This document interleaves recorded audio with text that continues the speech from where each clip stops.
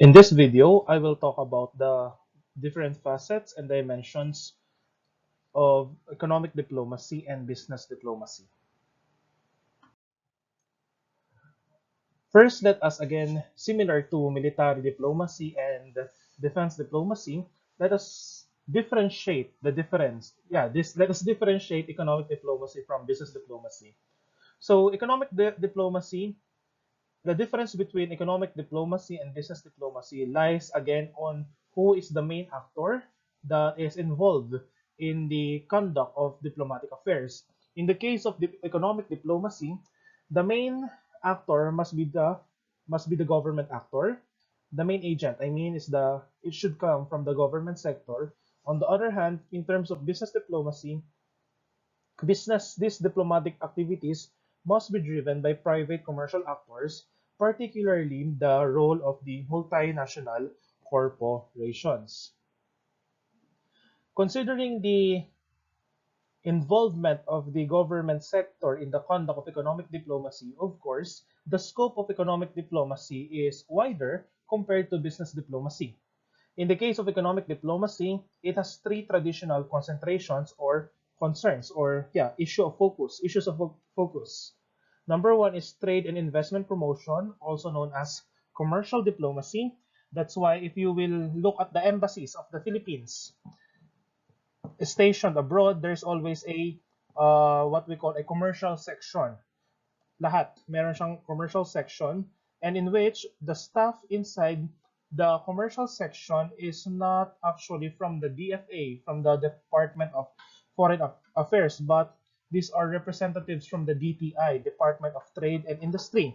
And then I'm not sure if you already know this, but if you want to become a trade representative that will be attached to an embassy abroad, you have a different foreign service exam. So if you want to become a trade attaché or a commercial attaché in a Philippine embassy, you you are not going to you are not going to take the foreign service exam administered by the DFA. The DTI itself has its own foreign service examination required for DTI employees who aspires to become trade representatives abroad. So it's a different set of exam. And that's why this commercial section is actually staffed not by the DFA employees, or this commercial section does not answer to the DFA, but it answers to the DTI, and it's called the commercial attaché or the attached commercial office in that Philippine embassy. The second concern of economic diplomacy is negotiations on economic agreements, whether it's a bilateral economic agreement, for example, free trade agreement between two countries, participation in the regional trade agreement, like, for example, ASEAN Free Trade Agreement, the NAFTA, North American Free Trade Agreement, or free trade agreements developed in APEC, and even in the multilateral sense, in the global level, those free trade agreements and trade laws, arrangements, principles, and rules being implemented by the World Trade Organization. And in the case of the World Trade Organization, we call those negotiations as we call it as rounds, trade rounds. And there's a lot of rounds that happened in post World War II history that each round is named after the host city, like Doha round, Cancun round, etc. And the third issue concentration of economic diplomacy is development cooperation. The issue of development cooperation has something to do with the ODA, or the official development assistance. So for the case of great powers, ODA is like an act of altruism, of generosity, an act of benevolence to provide assistance or help to developing countries. For developing countries, on the other hand, develop the conduct of development cooperation is like a mendicancy, pamamalimos, because we need help from those developed countries. So usually it is viewed as meanwhile. While economic diplomacy is concerned on those enumerated economic concerns, the conduct of economic diplomacy is political. It rests on the assumption that the objective of economic diplomacy is to gain leverage in international negotiations with the aim of enhancing national economic prosperity and the use of economic leverage to increase a country's political stability. So basically, if you will reflect on this cited objective of economic diplomacy, you will see that the main purpose of economic diplomacy is rooted on domestic economic concerns. Number one, to provide national economic prosperity for the people, for the citizens, and the second, if the use of economic leverage to increase a country's political stability. So it lies on the assumption that the better whether the government, I mean, it lies on the assumption that if a government provides economic stability and prosperity to its own constituents or citizens, that regime or government will enjoy a relative amount of or relative amount or duration of political stability. For developing countries, economic diplomacy is a means to build a coherent economic approach to foreign policy while simultaneously achieving political goals. On the other hand, for rising powers, great power economic diplomacy is a means to realize power transition and reshape global order.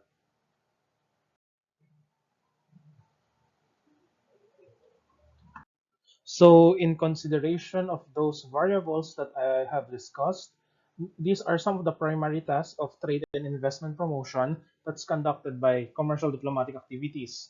Number one, the commercial diplomacy is concerned to provide market and technology intelligence. So it has something to do with marketing. So how does it's actually a yeah, it's part of the activities of the embassy in cooperation with the commercial attaché or trade attaché that they promote through the intelligence and information that they have, they promote for example, the Philippines as a viable and a good or a better alternative for multinational corporations for them to invest in the country. So that's one form. Second, commercial diplomacy offers hands-on assistance like trade questions, market access issues, and trade missions. So what are the good examples here? For example, if a specific foreign company, multinational corporation wants to invest in the Philippines to, for example, they wanted to export their product to the Philippines, of course, there are some market access issues that might be encountered and trade questions. Number one, for example, it is about food. So, for example, they want to export food in the Philippines. Of course, aside from trade issues that taxes, customs, that must be addressed or eradicated to promote free trade, those food and those food products must be also examined by the concerned agency here in the Philippines, specifically with the Food and Drug Administration, because those food products, for example, might contain dangerous chemicals that might be inimical and dangerous to the health of Filipino consumers. So yeah, so part of the work of commercial diplomatic offices is to reconcile those questions about exportation and and composition of products. Another good example is about regulation laws and how to conduct business in the Philippines. That's why, for example, I'm not sure if you are familiar, those taxation issues, like those taxation laws that will impose lower taxes for corporate businesses, for those laws that regulates the marketing and advertising activities of companies. Those are we usually look at them as public policy issues, but those are actually international issues that must be addressed because those are trade issues.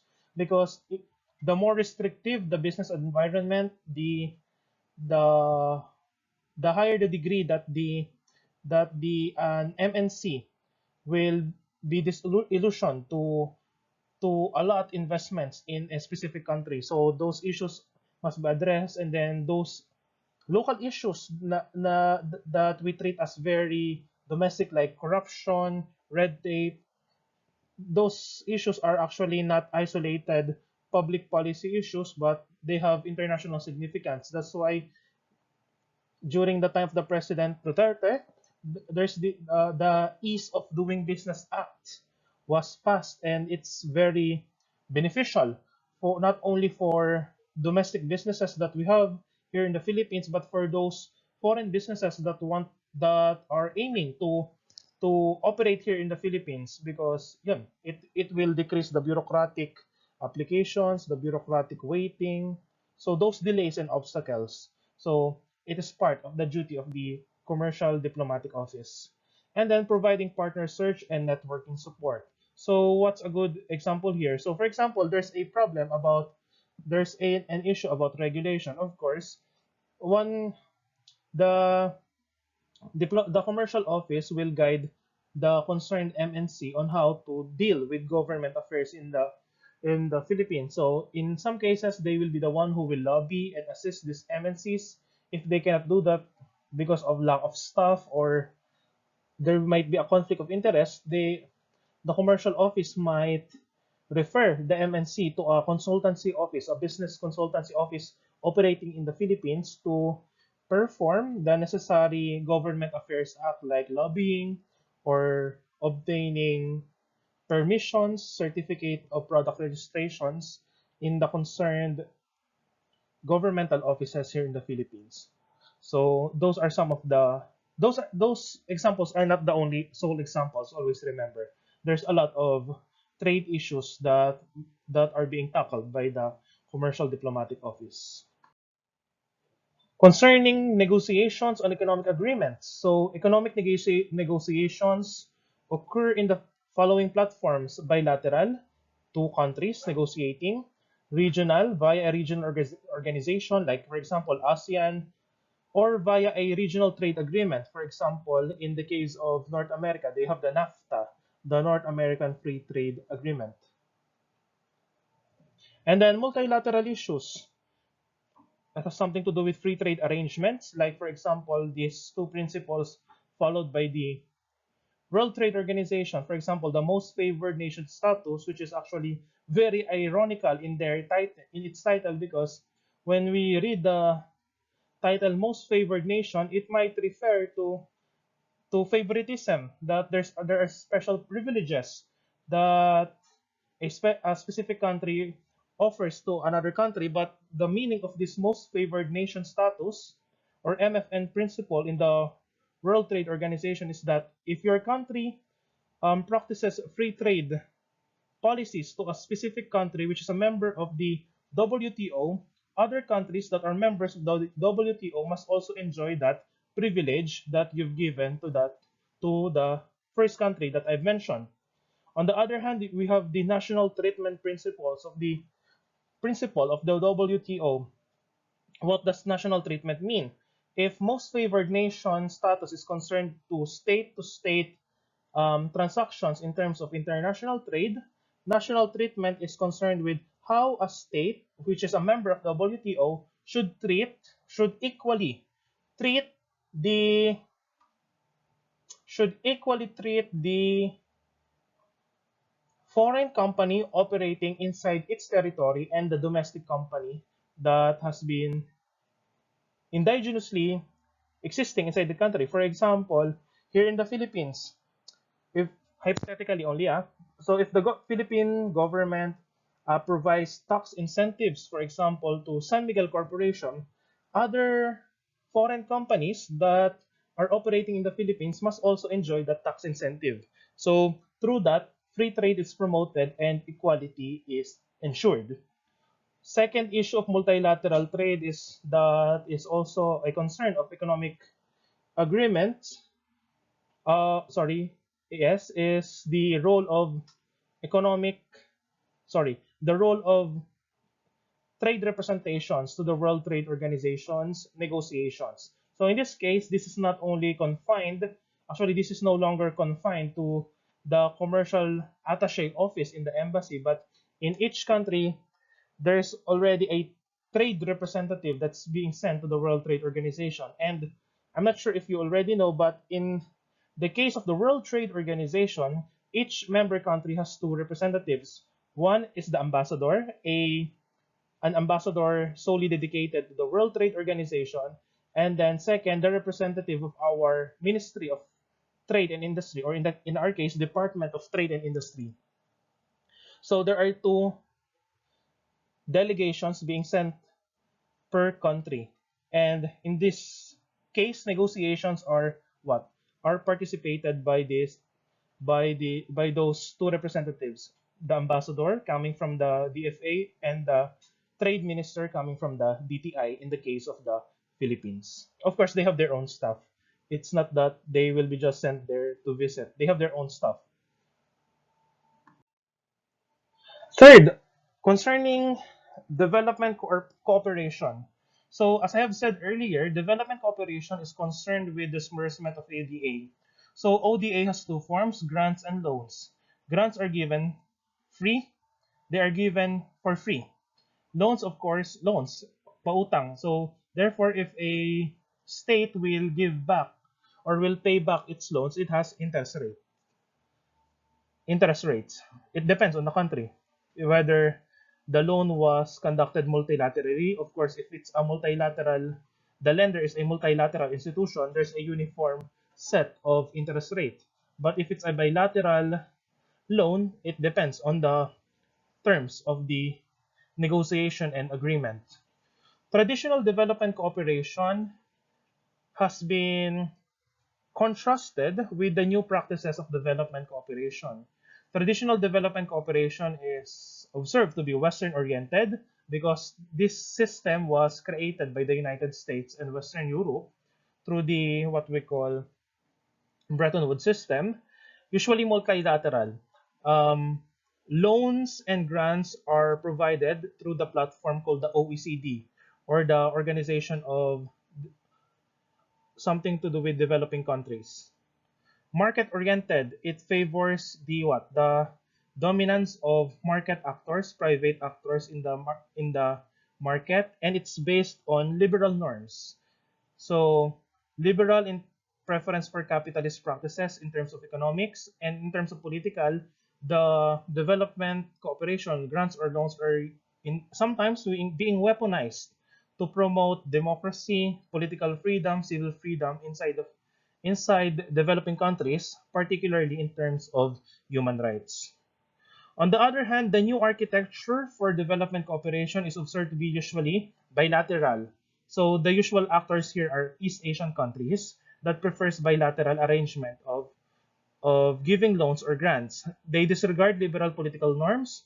So actually, the donors in the new development cooperation scheme does not interfere with the domestic political arrangements or issues happening in the debtee in the country that is asking for loan. So another characteristic of these countries that are practicing this new development cooperation practice are they are actually OECD recipients. They receive grants and loan from the OECD, but simultaneous with that, they also give loans to lesser developed nations. Classic example is China and India. China is still labeled as a developing country and still, in some extent, receives loans and grants from the OECD, but it provides bilateral loans and grants to Southeast Asian nations which are less developed than China. Same happens to India. It also started to provide loans and grants to African countries, actually, and one example is Ghana. So, and then the last one is that the new development cooperation practices has been also observed to promote each country's economic models. So, for example, Japan is promoting the developmental state model, which is um, the state, the economic model that catapulted Japan into economic prosperity during the 1980s to the 1990s. In which, if you already take your IPE class, we have this what we call East Asian economic miracle. Next is South Korea, which also adopted the developmental state model. However, South Korea, through KOICA, if you're familiar, has been promoting a grassroots development model called the Semul Undong. And then, yeah, so those are the examples. Okay, on the other hand, as I have established in the initial part of this lecture, economic diplomacy is different from business diplomacy. Business diplomacy is a diplomatic activity wherein the main actors are MNCs. However, it doesn't mean that despite that the MNCs are the main actors, it doesn't mean that the actors involved in the diplomatic activity is only confined with the MNC. It they may engage NGOs, states, international organizations, or regional organizations themselves. So there are two purposes for business diplomacy. Number one, to develop a corporation's power and legitimacy in the global system.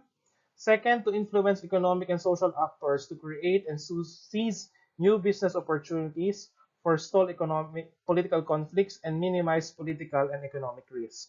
I would like to highlight here this purpose, minimize political and economic risk. So basically, MNCs are not concerned with political agenda. They are not concerned with cultural issues. Actually, they are just doing. Most of them are doing corporate social responsibility to, in some cases, to escape taxation or to show their sincerity about their commitment to sustainable development. However, as social scientists, as analysts with future analysts with social science background, you need to understand that the goal of MNCs is always concerned with profit. And the profit of MNCs is always dependent on the business environment happening in the host country. And this is the usual concern that they need to address. They need to have a fixed and stable environment. So how to determine if that to determine or how to establish that fixed, stable business environment for MNCs, this is to what? To get rid of regulations. So the more regulations, the less, if a country has more regulations for businesses, the less attractive that country for MNCs. But of course, regulations are important. It protects the plight of the workers, it protects the plight of the domestic businesses operating in the country, it protects the environment, it protects the health of the consumers. So usually, in order to a good topic, the usual good topic to understand the role of business diplomacy is the conflict between MNCs and the regulatory policies of the host country, especially with marketing, advertising, and another good example is the transfer of technology. So in some cases, some MNCs possess a technology that is original to them, and the host country, there might be a time that they will request a copy of the patent and the composition of the technology. Of course, that will be a legal battle of copyright, intellectual property rights, but yeah, that will involve a lot of actors, not only MNCs and the government of the host country. It will involve a lot, the delegations of embassies, NGOs, fellow MNCs that might be victimized in the future if the host government will request the same request in the future. So yeah, that will be a long political battle. So that is usually a good example of a business diplomatic case for research.